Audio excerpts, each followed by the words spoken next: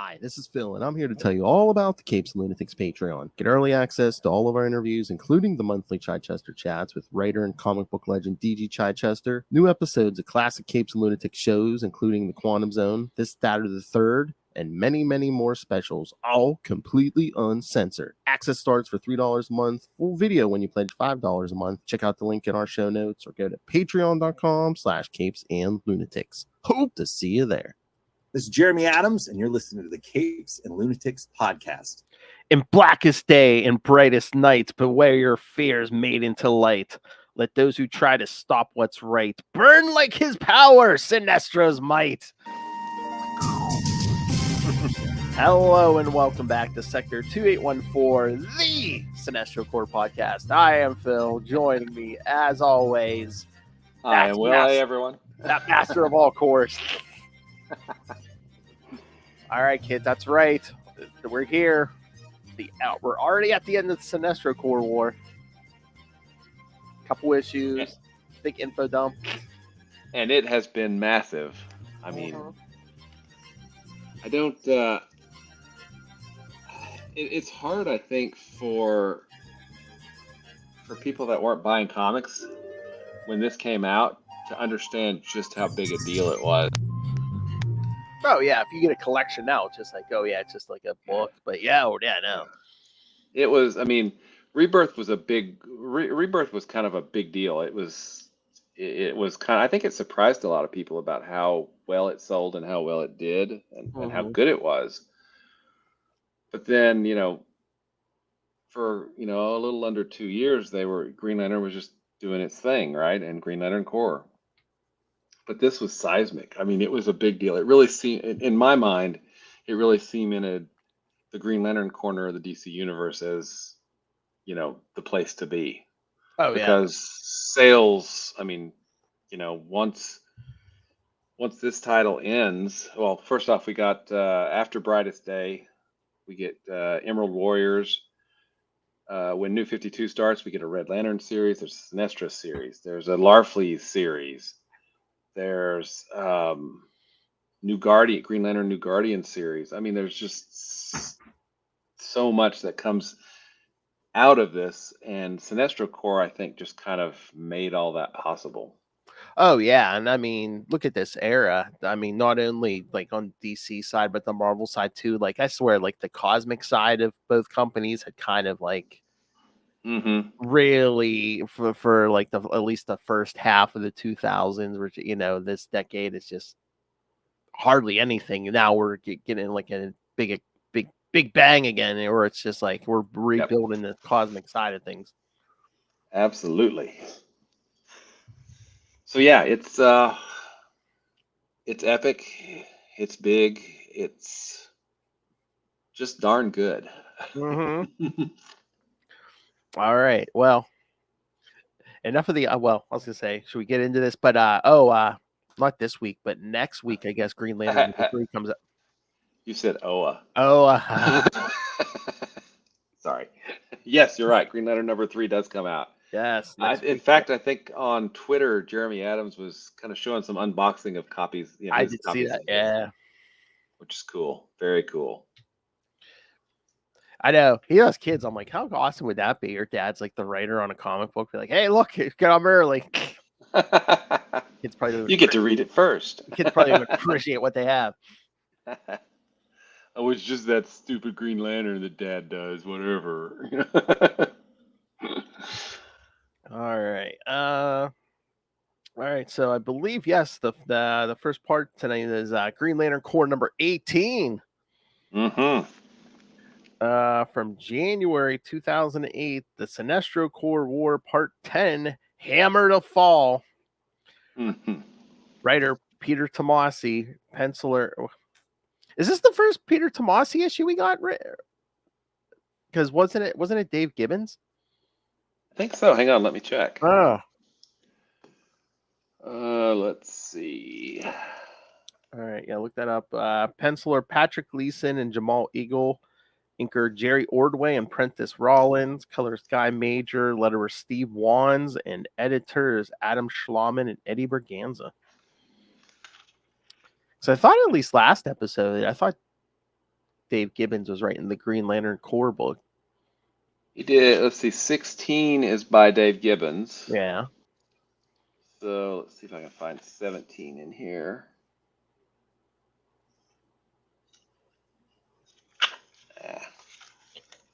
Because I'm trying to remember, because Peter Tomasi might take over the book, so I wonder. That's weird, though. I think that's, yeah. Take over the middle of a crossover.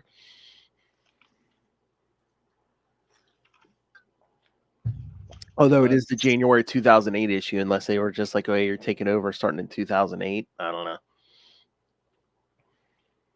Okay, so 17.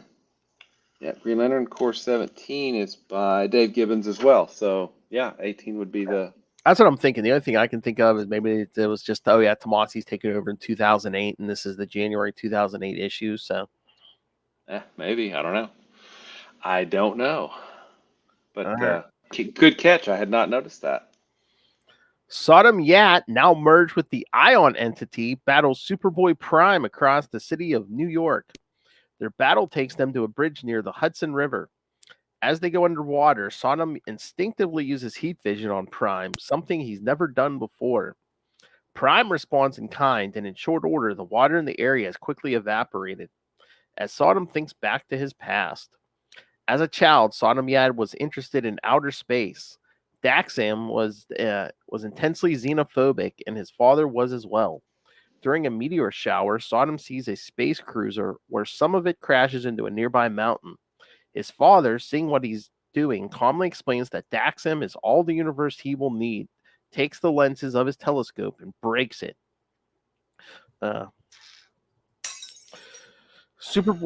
Superboy-Prime punches Sodom into the Indian Point nuclear power plant. Sodom begins to feel sick as there is lead everywhere. Prime impales him with a uranium rod, which Sodom shoves into Prime's mouth. Prime instead chews and swallows the uranium, then throws it at a fleeing Sodom, who again thinks of his past. I mean, again, I know we want to show how powered Superboy-Prime is, but he's eating uranium. Mm-hmm. Spicy. After the meteor shower, Sodom headed to the crash site. Instead of a rock, he finds a wrecked starship and a pilot named Tessog. He takes Tessog to a cave, and over the weeks, they begin to teach each other about the other, despite not speaking the same language. Sodom knew that it was a path he could never turn back on. As the rod again spears Sodom Yat, Superboy-Prime crashes him into a cemetery in the Bronx. Prime enjoys the sight of the corpses being unburied by their battle and carves 2 tombstones, one for Sodom Yat, one for Earth. As Sodom corners him against the wall with one of the tombstones, Prime hits him with the force of a sonic boom, triggering the most painful flashback. As Sodom heads to Tessog's cave, he finds that Tessog is gone and everything is missing. Suddenly, he's struck unconscious by electrically charged whips. His next experience is Tessog's people massacring Daxamites, killing Sodom Yat's parents. As Sodom curses the aliens, it is revealed that his parents had Sodom brainwashed into seeing the images to develop xenophobia. In the cemetery, and on this planet, we call it Fox News.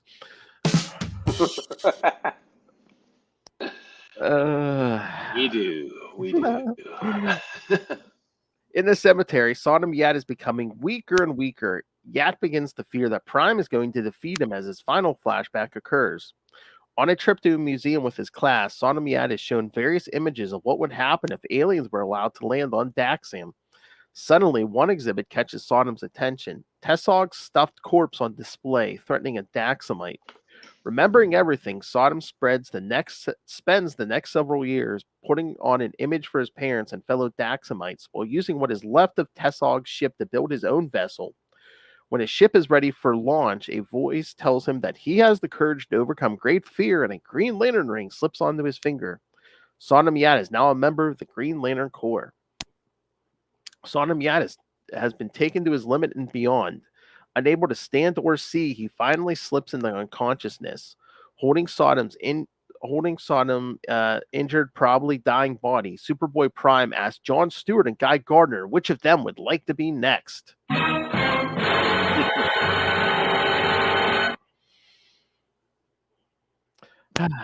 so. Oh, This was- mhm. Go ahead. I was going to say, I'm sure Will knows this, but the Daxamite xenophobia was a major part of Andromeda's backstory in the Legion of Superheroes continuity, including her membership in the White Triangle group.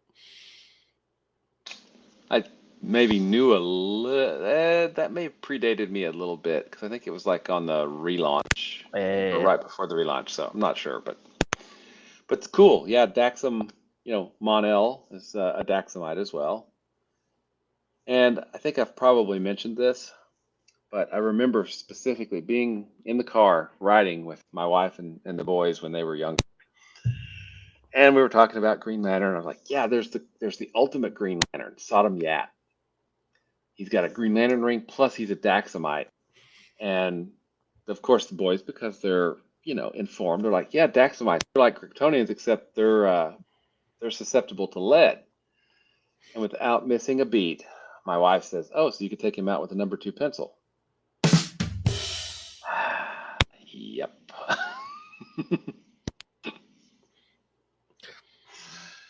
Or anyway, or Alan Scott. Alan Scott, yeah. Exactly. Oh no, you could take out every Green Lantern with a number 2 pencil. Not is it yellow, exactly. but it's wood. Yes, It's yellow and wood and lead. So there you go. The pencil is mightier than the ring. Sorry. There's another note here. It's so funny because it's like, yeah, the Daxamites are so like xenophobic, but meanwhile they're like, yeah, you could see like a Dominator in the museum, and it's like, yeah, remember when they had an alliance with the Dominators during Invasion? It's like, oh yeah, we hate all aliens, but yeah, we're gonna team up because those Earthlings are just with some of the bad. most evil ones in the galaxy. Yeah. Yep. Now there. What? Was that in the Legion where they moved Daxam into a yellow sun? Legion of Three Worlds? Was that what it was? Oh, maybe. You're the Legion expert. Why are you asking me? Because I don't remember. I think that was part of the plot, because they mind controlled all of the Daxamites, which Yeah. yeah, having a whole yellow sun, yeah.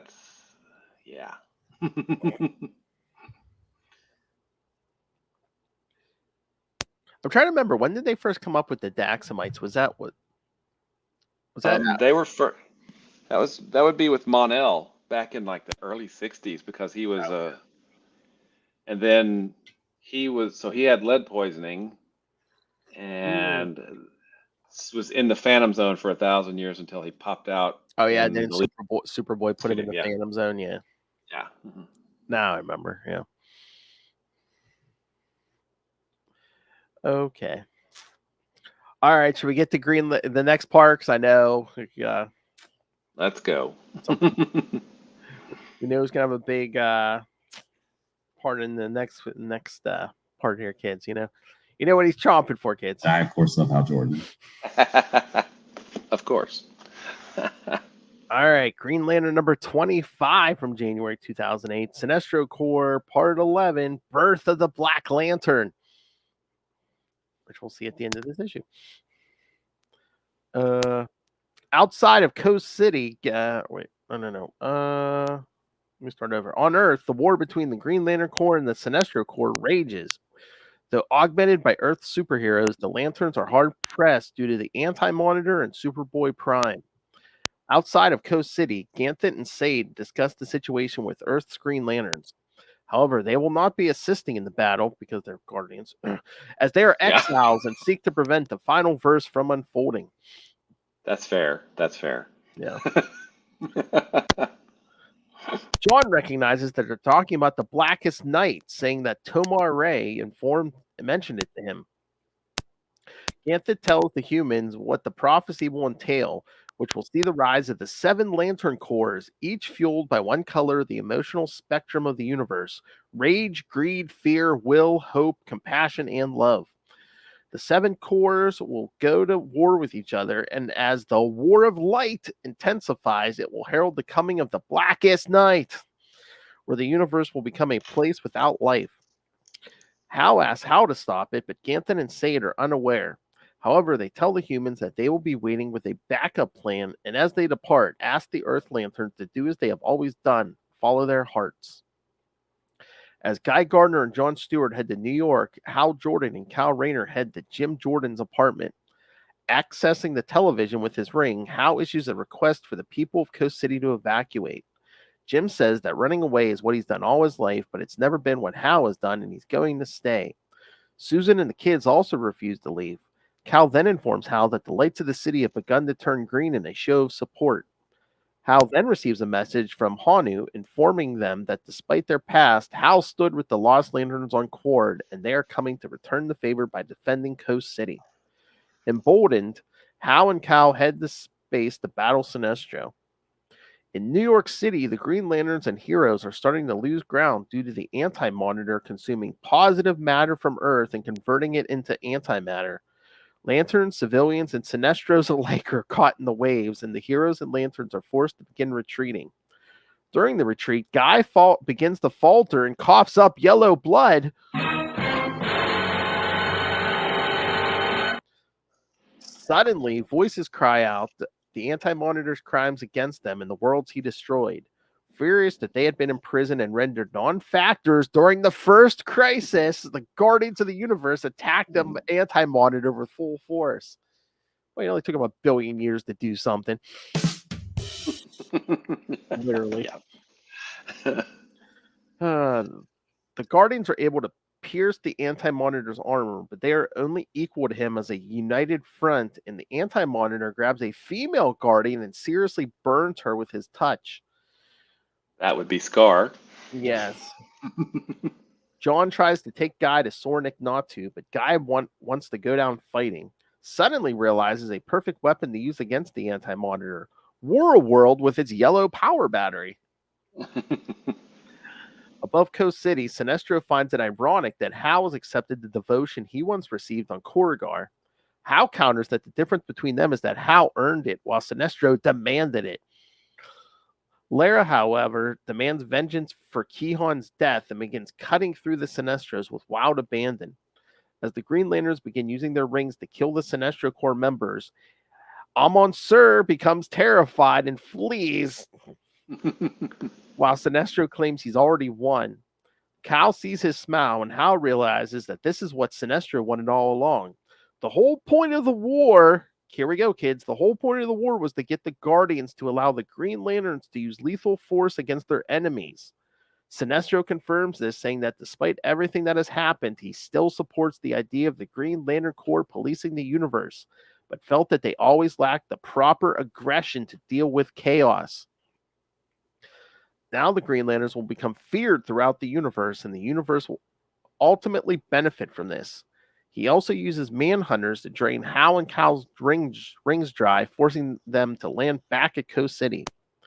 In New York, Kilowog orders the Green Lanterns to regroup and leave the Sinestros to the superheroes. Salak has some concerns about Guy's plan. Specifically, detonating the yellow battery could destroy the galaxy, but the Guardians appear to approve. Keeping the anti-monitor occupied, Guy and John wrap Owen energy chains around World and hurl right in front of the anti-monitor. The Green Lanterns then throw a force field to contain the explosion and keep Hank Henshaw and the anti-monitor within the blast radius. As Henshaw thanks the Lanterns for ending his life, World explodes, and both the anti-monitor and Henshaw are caught in the blast. Without Henshaw to guide them, the Manhunters begin to shut down, meaning the Sinestro Corps members can no longer recharge their rings from a remote location. The Anti-Monitor is still alive but injured. As he tries to resume his attack, Superboy-Prime attacks it. He's such a wild dog. He's just nuts. Yeah. A dog with rabies. Always, having intended to kill him when the war was over for destroying Earth Prime, then throws him deep into space. Both corps and the heroes try to restrain him, but only Superman and Power Girl are able to hold their own, and even barely. The Guardians turn their attention toward him, saying he caused enough destruction to last even their lifetimes. As Superboy-Prime grabs one, the Guardian converts himself into a living bomb of Owen energy, sacrificing himself to kill Prime. Superboy-Prime is consumed in the explosion and no trace of him is left. With Guy unable to stand, John takes him to Natu, who realizes he's been infected with Despotilus, the sentient disease that killed Kyle Rayner's mother. She injects Guy with Liesel Pawn, who attacks Despotilus cells, curing Guy. At Coast City, Hal uses a Manhunter head to drain Sinestro's ring. Sinestro then fights the two humans on even terms, jumping from building to building, taunting Hal with what his father's final words may have been. But Hal doesn't care about his words. Martin Jordan's actions prove that he died without fear. Cal then shouts that they aren't afraid of Sinestro, but he reminds them that everything that lives knows fear.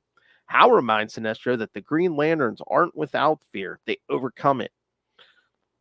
Finally subduing Sinestro, Hal places him under arrest. Deprived of their leaders and power battery, the Sinestro Corps retreats. The next day, the Earth Lanterns are having lunch with the Jordans while Hal and John discuss the lethal force law. Hal admits that he isn't totally against it, but fears what it may lead to. John says that it's going to have to be up to the Lanterns to decide that.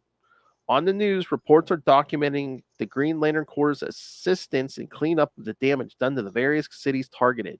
It is also announced that Coast City was the only targeted city that didn't evacuate its populace. What's more, new residents are moving in, and the media hails Coast City as the city without fear. On Oa, the Guardians discuss what has happened to the Sinestro Corps leaders and reveal that Superboy-Prime was ripped apart at a molecular level, meaning if he survived, he is in another part of the multiverse. While Sinestro, not our problem. Yeah. While Sinestro and Parallax are imprisoned, and the Anti-Monitor, Superboy-Prime, and Henshaw most likely dead, the rest of the Sinestro Corps is yet to be accounted for. The Guardians also debate on whether or not to initiate the second of the new laws, while Sinestro, in his cell, smiles. In space, the Manhunters recover Henshaw's head and manage to revive him as a tear runs down his cheek.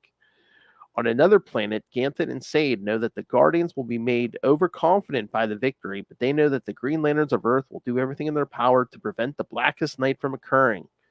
Knowing that they must help, Ganthet and Sade decide that they will do more than just hope. They will make hope their weapon and the power of the Blue Lantern Corps. On an unnamed planet, the shriveled body of the Anti-Monitor crashes, and a mysterious voice commands him to rise. Too weak to resist, he screams in horror as the prison forms around him in the form of a Black Lantern power battery.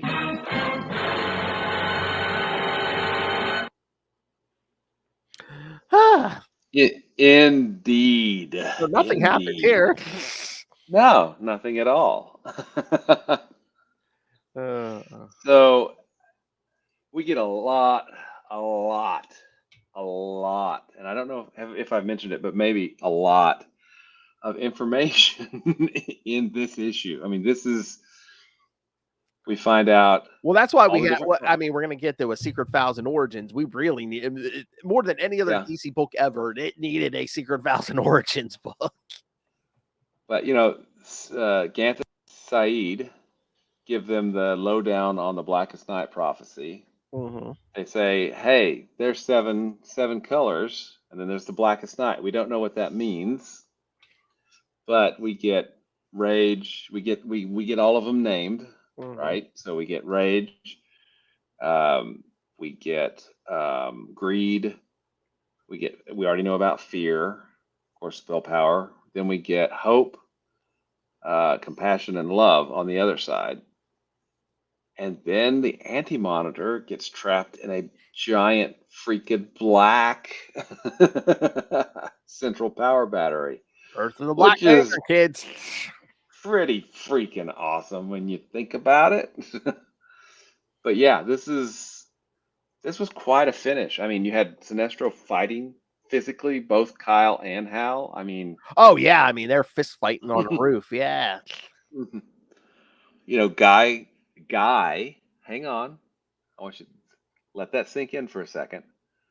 Guy Gardner came up with the plan to defeat the Anti-Monitor. And it worked. Yes, but that is Guy's strength. Let's use blunt force and blow him up. in this case, it worked. So Yeah. yeah, I mean, I think really everybody had. Oh yeah. Well, Kyle, Hal, and Guy got some really good moments. John, I don't think got as many cool moments as the rest of them. Yeah, I mean, since Rebirth, like after Rebirth, I don't think they've really given John a lot to do. No, and I think it's his.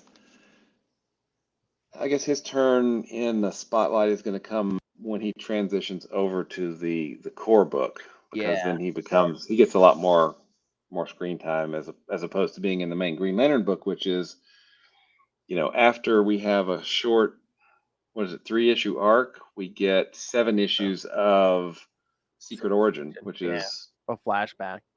yeah, which is interesting. I mean, I think it works, and I'd be curious to see what you think. But we've started the march to Blackest Night, right? Yeah. This issue laid out lots of stuff and what's going to happen.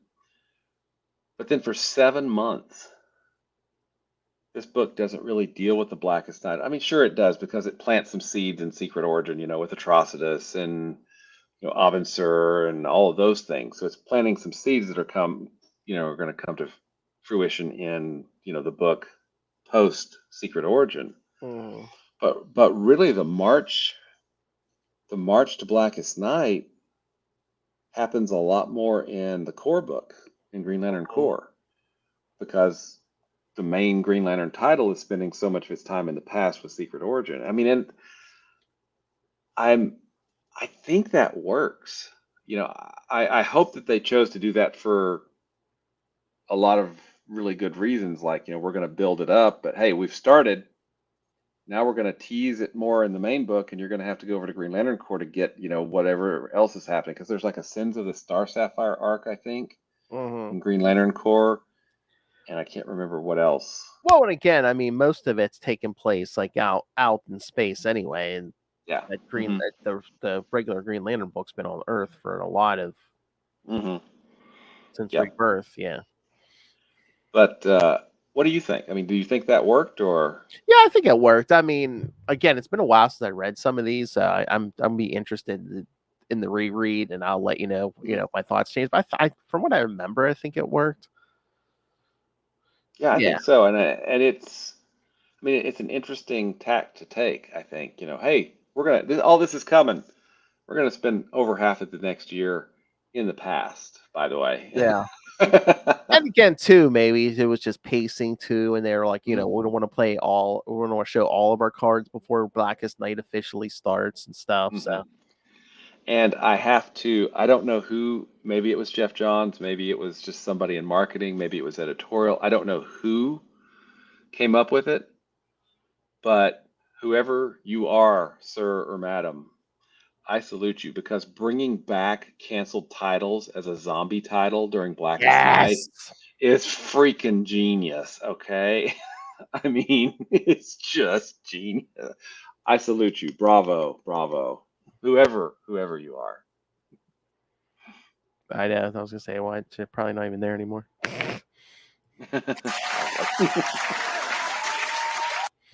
But the thing about this issue, I love, basically, I guess the Lost Lanterns are starting to forgive Hal. It's like, okay, you stood with us on Cord, we'll help you with Coast City.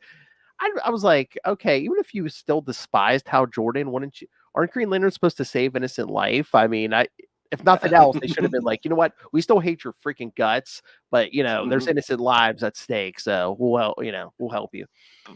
But they should also, I mean, the way they treat Hal should also transfer to them treating Kyle the same way, because Kyle killed one of them, Yeah, right? yeah. Jack T. Chance Mhm. as Parallax. Now it wasn't Yeah. him, it's Parallax, but I don't know. It's and I forget what happens with a lot of the Lost Lanterns.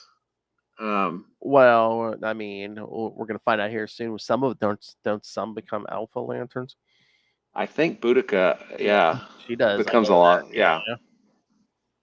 So yeah, I mean, we get the that's actually the next arc, right? The Rise of the Alpha I Lanterns. think, yeah. I was gonna say if not next episode, it might be the one after. Yeah, 'cause it's the next arc in the regular Green Lantern book. Yeah.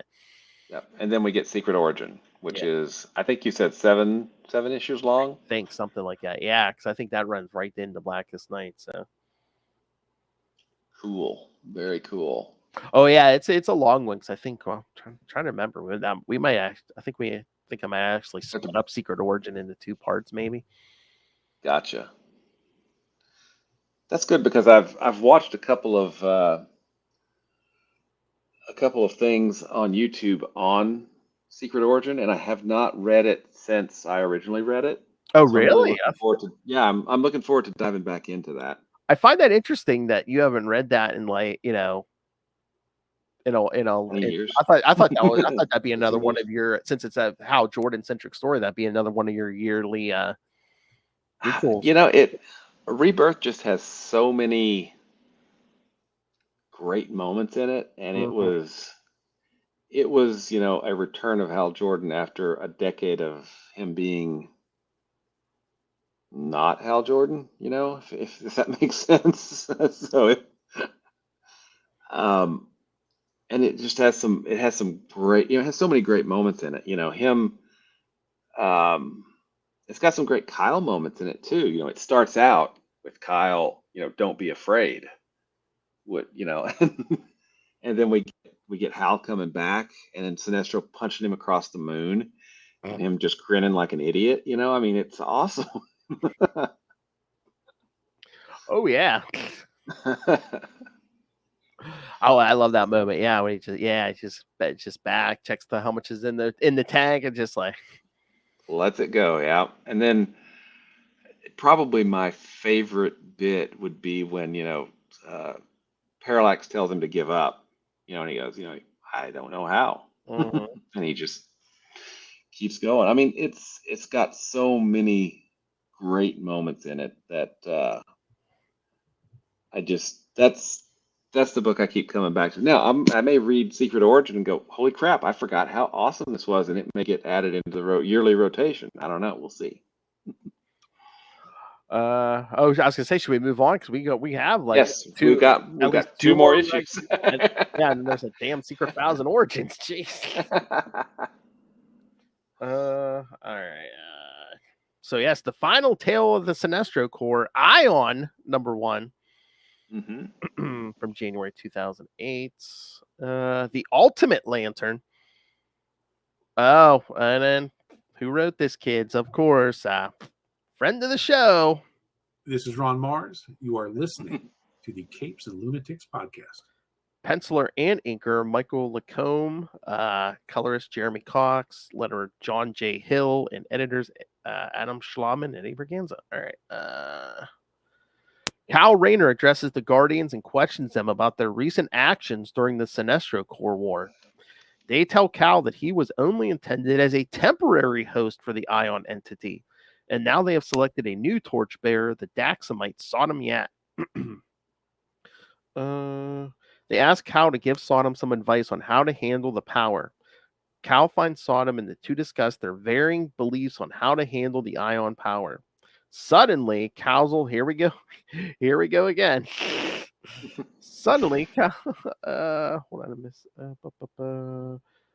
Suddenly, Cal's old nemesis Alexander Nero appears, and a fight breaks out.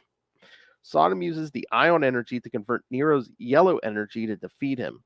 As the fight concludes, Cal flies off to meet with Hal, Guy, and John.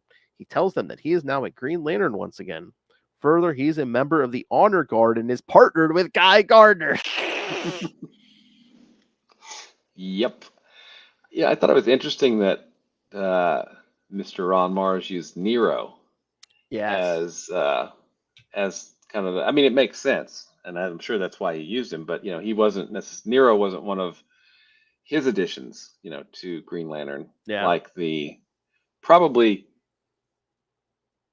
I think, better villain that he created for, Kyle. Yeah. Effigy. Mm-hmm.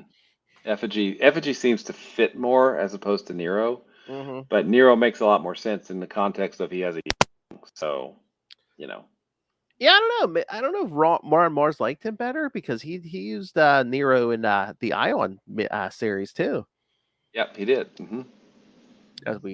mentions here. Hmm. They made me beat you. Hmm. Yeah. So what did you think about that? As Cal's a regular Lantern again, and now he's partnered up with Guy Gardner. I think that's awesome. Mhm. The only thing is, I get that they are redesigning his costume again, Oh yeah. but I really wish they would just go back to his original. I mean, Give they him do that one. eventually. I forget how long. Eventually, yeah. Yeah, It takes them eventually. a while, but yeah. I mean, it just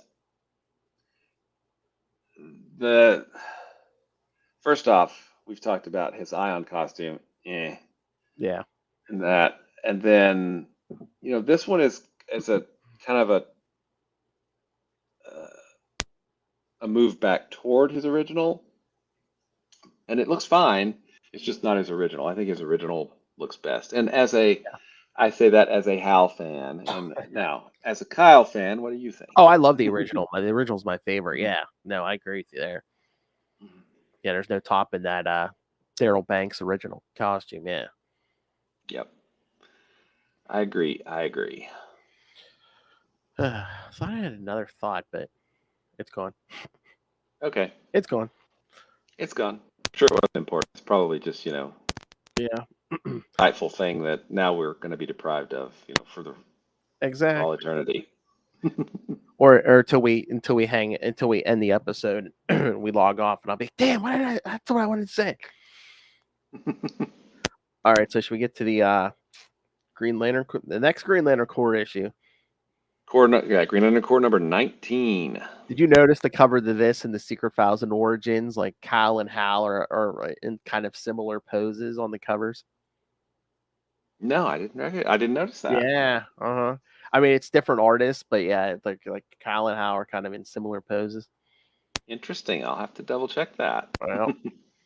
Well, so Green Lantern Corps number 19, February 2008, Liberty's Light. And again, I believe the new regular writer, Peter Tomasi, penciler Patrick Leeson. 1, 2, 3, 4. Your 6 inkers, Prentice Rollins, Derek Fridolfs, Tom Guyan, Drew Garassi, Dan Davis, and Rebecca Bauman. And your 3 colorists, David Curiel, JD Smith, and Guy Major. Letterer Phil Balsman, and editors Adam Schlauman and Eddie Berganza. All right. Nice.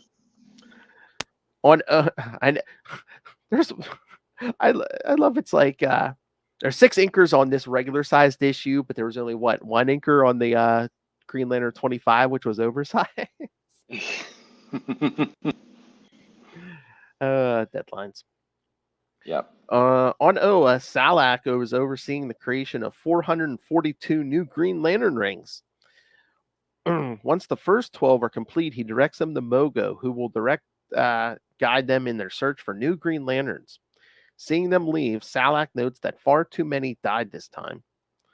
On Iranian outpost, Fath Sarn is in a bar with his girlfriend, honoring the fallen lanterns in his own way, making an image of them with his ring and taking a drink to salute them.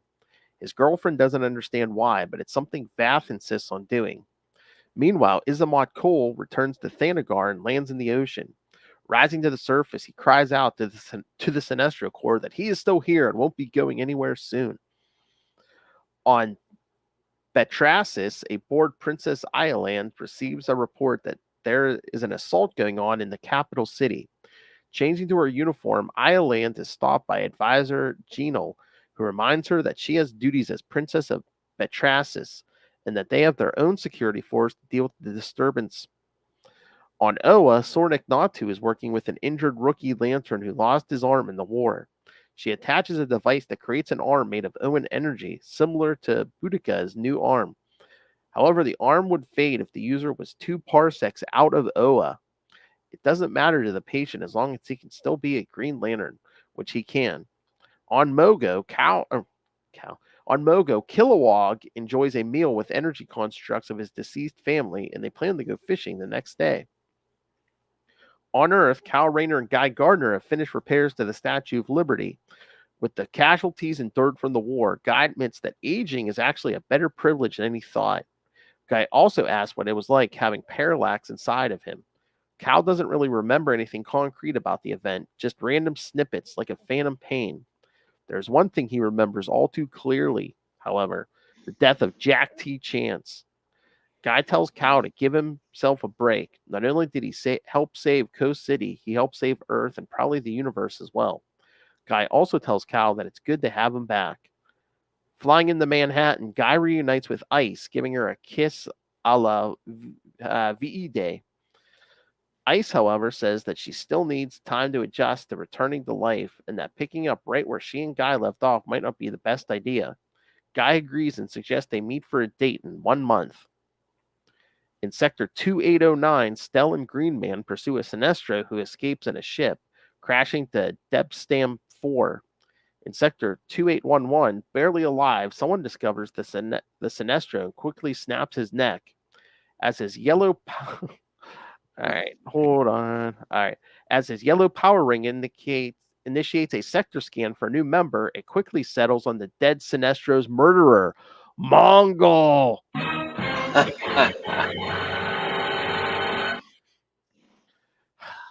That's The ring picked a yellow alien. That's kind of on the nose, don't you think? That's pretty much on the nose. Yeah, very on the nose. You helped destroy a whole city and killed millions of people. I think you can inspire great fear. It sounds like it works for me. This issue was, I really liked how we got little vignettes of whatever, our major players Yes. are doing after the war, right? And Yes. how they are dealing with the repercussions of everything. It was a nice little issue. It's a really kind of a cool issue for Tomasi to begin his run on the book, because he's associated with it for quite some time after this. Mm-hmm.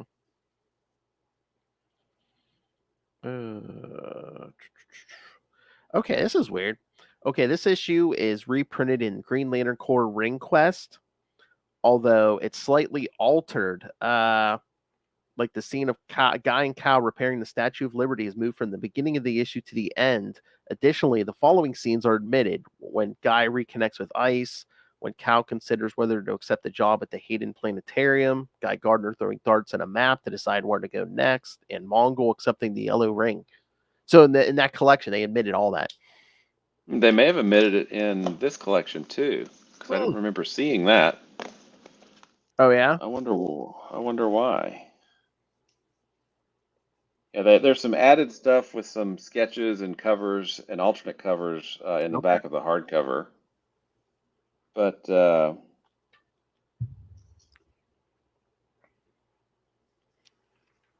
you see the stuff with Guy and Ice? Nope, not in here. Okay, yeah. Not. Yeah. I wonder if it's in the omnibus. Ew. Let's check, shall we? But why? I don't know why he would cut some of that stuff out, though. I mean, I don't know either. For page count, maybe? I don't know. But I mean, we're talking what, maybe 5, 6, 8 pages. It's not a tremendous amount. All right, so we want. All right.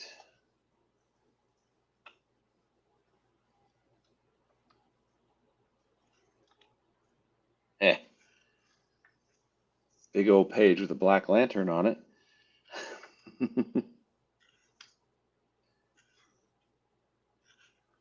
Okay, no, yep, here it's got the ice pages. Okay. Yep. That's like 3 pages. Yeah, something like that.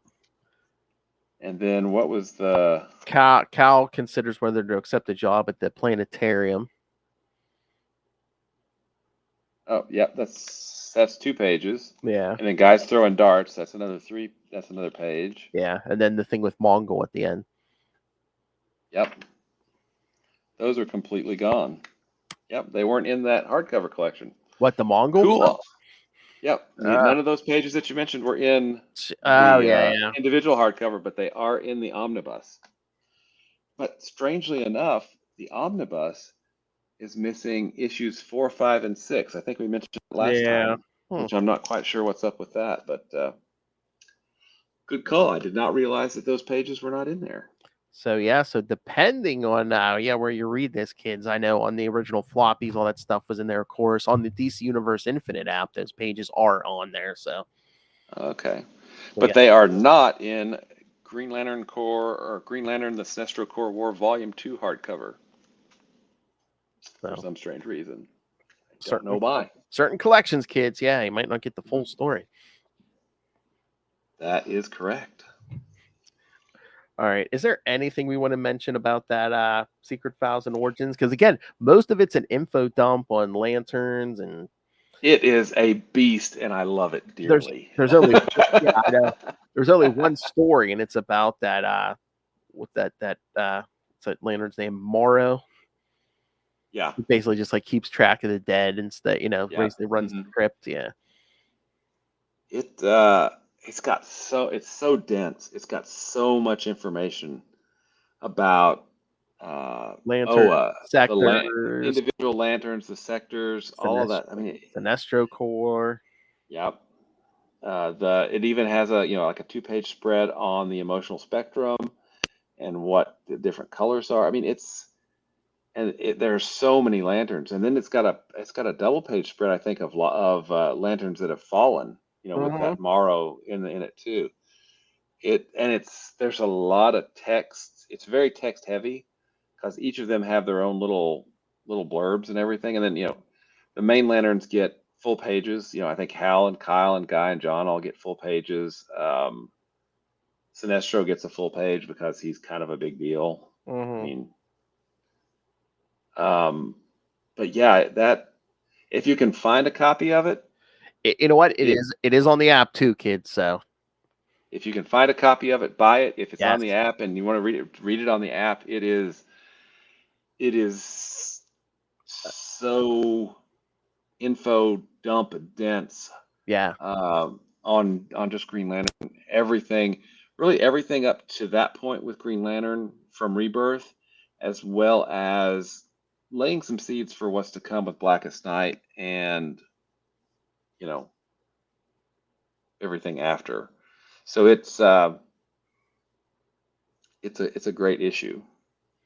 I mean, okay. It says here the first appearance of Dirk DKRTZY RRR. It's his first like a regular appearance. He was first mentioned in Green Lantern 188. Yeah, and there's a lot of lanterns that appeared back in Volume 2 that get little blurbs. Like there's an entry for Abin Sur, there's an entry for Tomar Ray. I mean, there's Oh, I forgot. I think they might have appeared real briefly during that. I don't know if it was Green Lantern 25 or one of the core issues. That Green Lantern from Apocalypse. Remember that cow annual we covered? Yeah. Mm-hmm. And then he has a new partner. But yeah, he's finally off Apocalypse. Yeah. That's right. I remember reading that because his partner, she says, "Yeah, we're my partner and I are from Apocalypse. We don't give up, right?" But yeah, I thought, I mean, there's a lot of GL knowledge in there that just makes my geek heart happy. Did you did it? I don't know if it did. I don't know if it said in this issue, but here it says several of the Sinestro Corps members are named after writers and artists. No, I didn't. I don't remember reading that. Like Skyvor is for Ethan Von Skyver. Oh. There's like Sitag Retz, which is Sterling Gates. Bergunza is Eddie Berganza. Shalag Man, there was Adam Schlagman. Nice. Yeah. Oh yeah, and then it says in his profile, Green Man is said to be the same character as Green Man of the Omega Men, but that character died during the Invasion arc. That's interesting. Yeah, so unless someone just forgot or Superboy-Prime punching the wall. maybe again. It's It's comics. He got resurrected somewhere along. I don't know. Yeah. So yeah, kids. I mean, yeah, info dumpy. I mean, rings, character. Oh yeah, we even got what? It was at least a page or two of Hal Jordan's friends. Carol, Yeah. Cowgirl, Star Sapphire. I like how they said that a ring carries a finite charge, which typically lasts 24 hours. It's it kind of made a callback to the 24-hour quote Yeah. unquote limit, but it's like I still love the gas tank model. It just Yes. makes so much more sense. It really does. I mean, you could have your cake and eat it too, and say, you know what? If you used your ring nonstop, it would last 24 hours. Exactly. Yeah, and that's where we get that old limit when it's actually just. But if you don't use it in nonstop, then it's going to last more than 24 hours. So there you go. All right, Will. So since we're at the end here, I mean, what are your thoughts? Your final thoughts on Sinestro Corps War? This was. It really was kind of a seismic shift, I think, for DC. And it cemented Green Lantern as their top tier books. It really, really did. And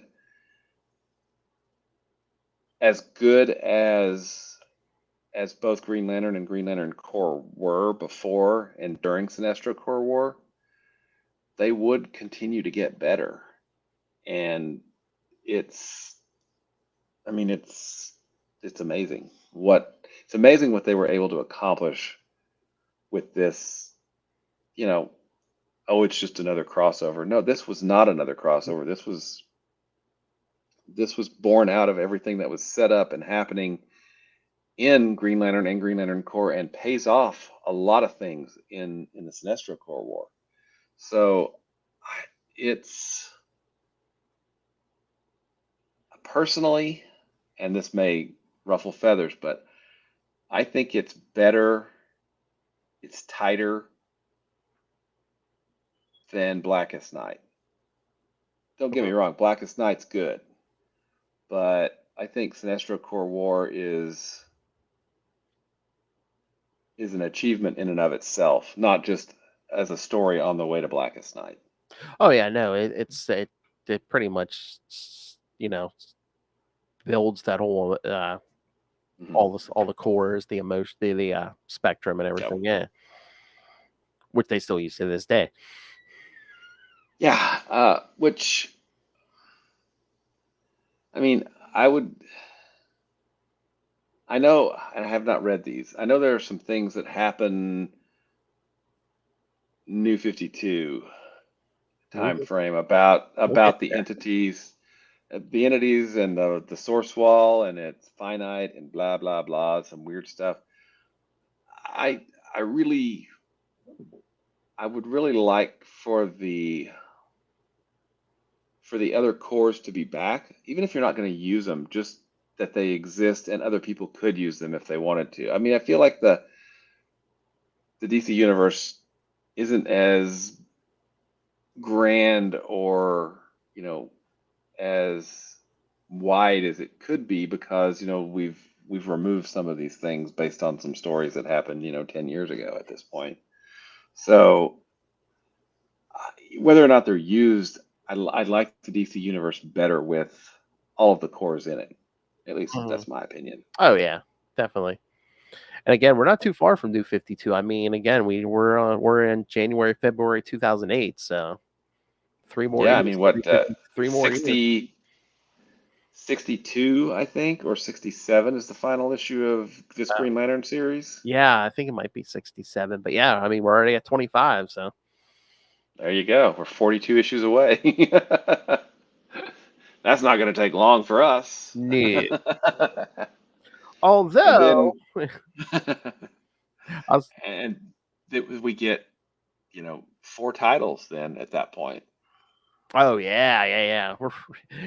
It'll take a little longer for once to get through those. Yeah, I can't wait for that. So, like I said, some of that Red Lantern stuff I didn't read originally. Yeah, it's pretty decent. Yeah, I only read the early ones. I know a lot of people just rave up and down about. I think it's Charles Soule's run I think so. with Guy Gardner Yeah. coming over.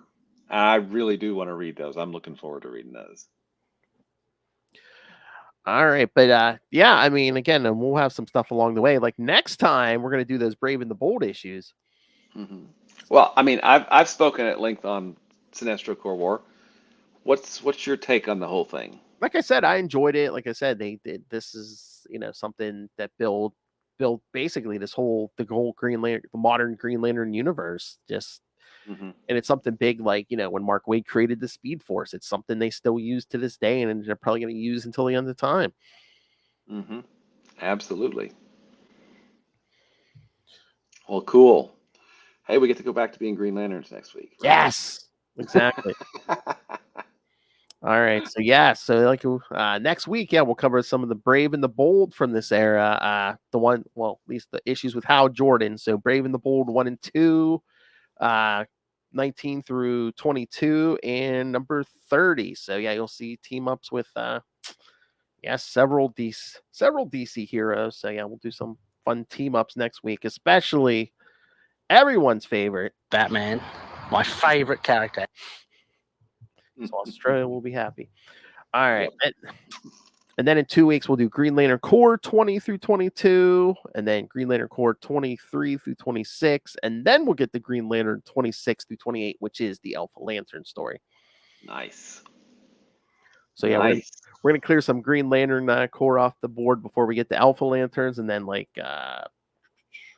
another In a Green Lantern couple of weeks. another Green Lantern Corps episode off the board before we get to the 2-week special on Secret Origins. Nice. All right, so yeah, Well, lots. heck, that's going to take us through the end of October, right? How far is that in the future? Hold on. Yeah, we're gonna be closing in here because. Sorry, I closed it. I just gotta open this back up. Yeah, I mean, yeah, the Brave and the Bold stuff. That's for the last week of September, and then yeah, Green. Yeah, Secret Origin Part 1 will start the first week of November for the first week of November. So Wow. So the end of the year is fast approaching. yeah, we might actually start some Blackest Night by the end of the year. So Yep, absolutely. Well, cool, man. Excellent. Sinestro Corps War. Two Exactly. thumbs way, way up. Exactly. All right, so that's kids. So send us all your thoughts on all of the upcoming stuff. Again, Brave and the Bold next week. Email us, capesandlunatics@gmail.com, or call the voicemail 614-382-2737. That's 614-38-CAPES.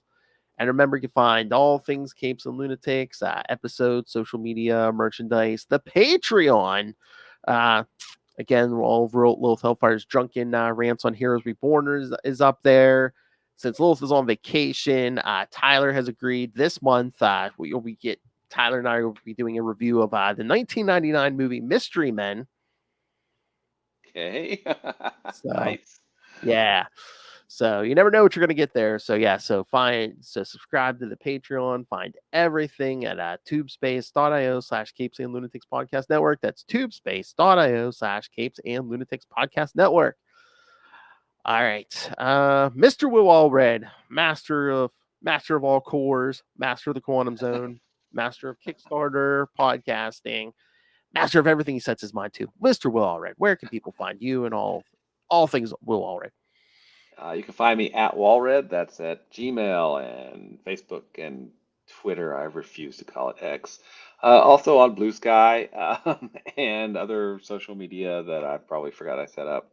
But if you'd like to check out the comics that I write, you can do that at Crossover Division, crossoverdivision.com, and Diary of Night at diaryofnight.com. Crossover Division number 5 should be coming to Kickstarter probably in November, is my hope. So got to fulfill the hardcover, which I'm really looking forward to holding in my hands.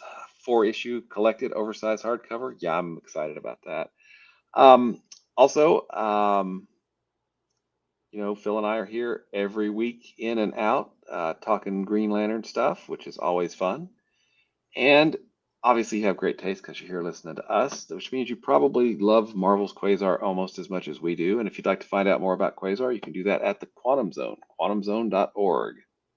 Seems like I'm getting a package every other day. I hope it's going somewhere nice. He goes limp in my grip. They aren't even attempting to enter our orifices. I love that. It's so well. Yes, that was written in a Marvel comic. That was a read through. Between the line and the delivery, yes, that's one of the best jobs. They aren't even attempting to enter our orifices. And of course, I, of course, love Hal Jordan. Of course. all right, kids, thank you for joining us. And remember, the Green Lantern Corps is in a much better place now, thanks to that brave Sinestro. My hero. Man, he'll go to any lengths to prove a point, yeah? Yeah, he will.